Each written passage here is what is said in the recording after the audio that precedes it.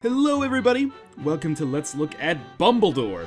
Although you wouldn't know it to look at this title screen because there is absolutely no name anywhere. In fact, the title screen is one of the least encouraging title screens I've ever seen in my entire life. But you can cut Bumbledore, and I'm repeating the name just so you remember it now, a little bit of credit because it is a port of an iPhone game. And I can immediately hear the audience like, boo, hiss. Hey, well, you know what?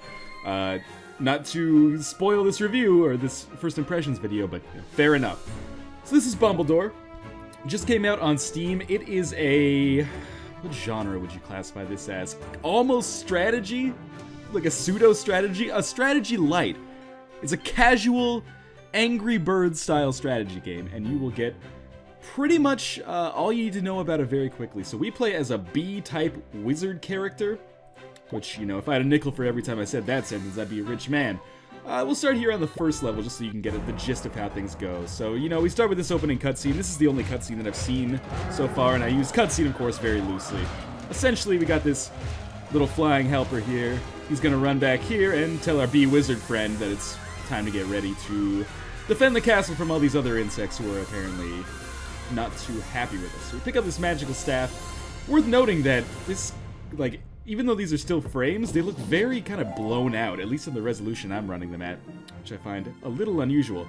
Now you can tell by that swiping that we're dealing with an iOS, or at least a mobile port here. But when you're using the mouse and keyboard, basically you just click and drag, and then you can aim your fireballs and start to take out these insects. Now does this look familiar to you? I mean, admittedly, I haven't spent that much time playing Angry Birds, but it seems awfully familiar to me. So achievement unlocked. Well, it's funny that it says it gives me an achievement, but it doesn't actually give me an achievement on Steam. I find that a bit weird. Now, as we progress through the levels here, you're going to see more of the same, essentially, although we get a few different weapons. So now we have lightning bolts that we can call down from the sky. That was a bad lightning bolt right there. Oh, that actually did the trick. And I'll talk about one more game mechanic before we actually start playing the game a little bit more and talking about my impressions. That was 110. Let's do 112. Now, our objective, essentially, is to stop these guys from getting to our castle. If they get there, then we lose the level. There's one more way we can lose the level, and that's if we run out of spells. And you can see how many spells I have by the number of orbs that are circling around my staff here. So we'll take these guys out with one more. These take 3 each. Very much kind of like a Plants vs. Zombies style mechanic, but in real time there. And I'm giving the game a lot of credit there.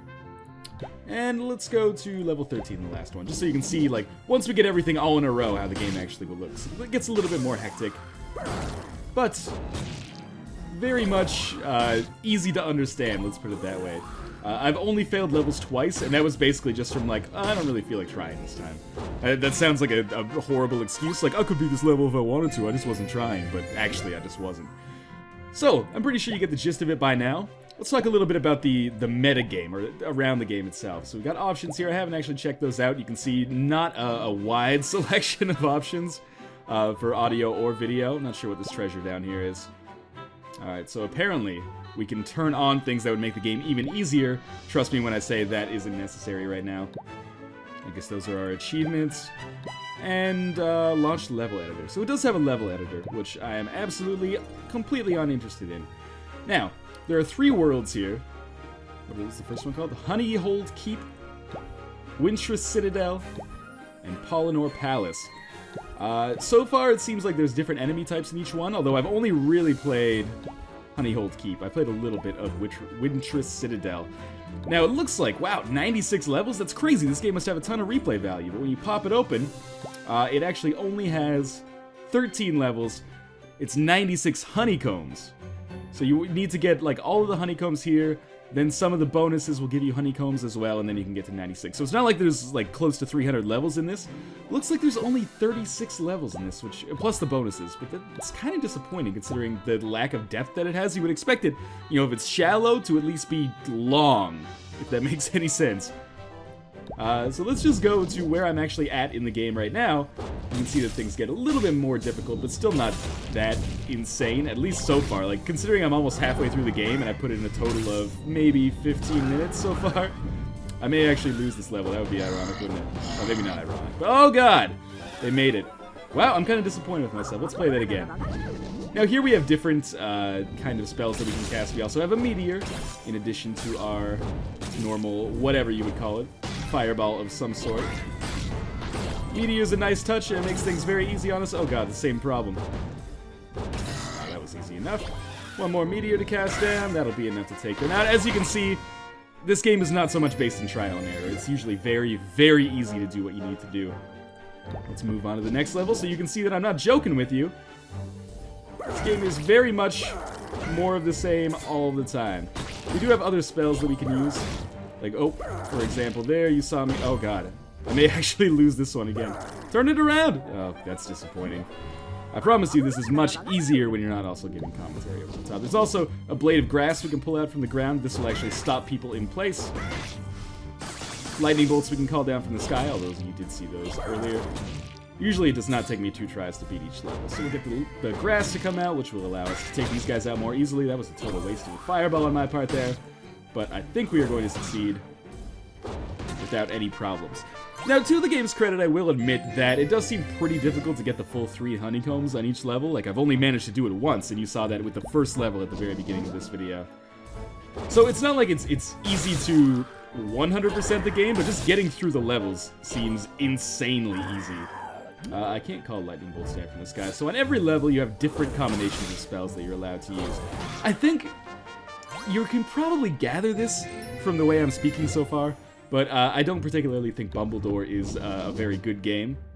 Or at least a very good fit. Oh, I lost my cursor there for a second. At least a very good fit for Steam. Like, on mobile markets, I could absolutely see this being useful and valuable. I'm probably going to lose this one again. Nope, I managed to get it back. Like, I could see people wanting to play this, like, on a bus or something. I managed to succeed that time. But actually sitting down and playing this on your computer, especially, this is the first Let's Look At I've done of a new game on this new machine that I bought that is just, like, insanely overpowered, and I'm sitting here like, why would I play Bumbledore? I could be playing literally anything else right now. I could play this on my phone while I'm taking a crap. Every once in a while they introduce new spells. Apparently we got some sort of ice dagger here. Seems to work fairly well. Yeah, basically, I kind of wonder what the market for this game is going to be. Like, if you're watching this and you think this is really good, odds are you probably have another game much like this on your phone. Or you could just buy this on your phone. I'm not sure how much it actually costs there, but on Steam this is $5. And normally, I'm the kind of guy who's like, people complain about indie prices sometimes. It's $5, you know? $5 doesn't get you a lot in this day and age, so for it to get you a game is kind of nice. But that being said, I don't think Bumbledore is worth $5 for most of the people who will be watching this video right now. You know what, we'll do a couple more levels just to see, you know, maybe something drastically will change, because I do only have like 20 minutes in this game overall. But, you know, that's another thing that bothers me, is the fact that I've got 20 minutes into this game and I'm maybe halfway through it. In fact, maybe even more than halfway through it. Let's do one more level, and then I think we can basically call it quits, because I don't think there's too much more to show. I've totally botched my blades of grass there. Four more spells. Not even one more spell. Really good shot by me, but that almost guaranteed will not be 3 full honeycombs. No, only 2.5. Let's go back to the main menu. And honestly, yeah, there's only 3 more levels here, and then we've got Polynor Palace, where exactly we've only got 12 levels again.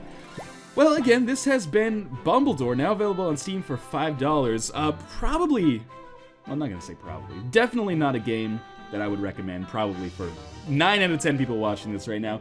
If you're watching and you say, wow, that looks like the greatest game I've ever seen in my entire life, $5 is not a hefty investment. You can get buyer's remorse over $5, and you probably won't feel too bad about it. But still, I would say this is very lackluster, and probably needs a lot of work if they're going to port it from iOS and then release it on Steam. Like, this looks basically as is. I mean, look at this title screen. It looks like the title screen for a game from, like, the early 90s that I would play, like, an edutainment Math Blaster or something. Not to knock Math Blaster.